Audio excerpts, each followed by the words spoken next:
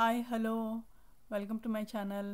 మరి ఇవాళ అమ్మమ్మ చెప్పిన కథల్లో మనము లాస్ట్ ఎపిసోడ్లో మరి దాశరథి శతకంలో ఒక పద్యం చెప్పుకున్నాం కదా. సో అమ్మమ్మ ఇవాళ అలాగే ఒక దాశరథి శతకంలో ఒక పద్యం చెప్పి దాని భావం చెప్తుంది. సో అమ్మమ్మ ఎప్పటిలాగానే పిల్లల్ని దగ్గరికి తీసుకొని చందమామ వచ్చిన తర్వాత దాశరథి శతకంలో ఈ పద్యం చెప్పటం స్టార్ట్ చేసింది. ఆ పద్యం ఏమిటో చూద్దాం.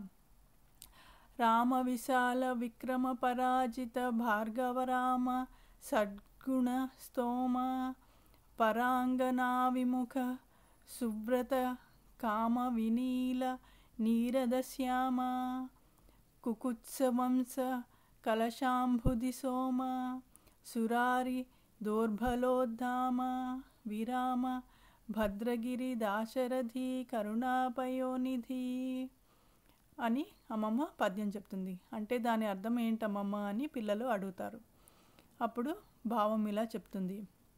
మరి శ్రీరాముల వారు పరశురామున్నే జయించారు కదా.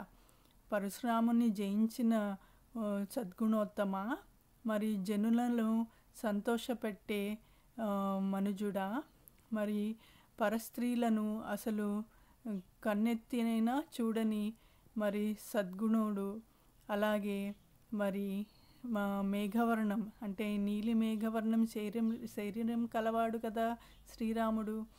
అందుకని నల్లని మేఘము వంటి శరీరము కలవాడా, అలాగే కుకుత్స వంశమునకు అంటే సముద్రమునకు చంద్రుడి వంటి వాడవు, అంటే వారి వంశానికి చందమామ వంటి వాడు, అలా రాక్షసులను సంహరించిన వాడు ఓ భద్రాచల శ్రీరామ అని రామదాసు పొగుడుతూ శ్రీరాములు అని పొగుడుతూ ఈ పద్యం రాయటం జరిగింది అని అమ్మమ్మ పిల్లలకి చెప్పింది.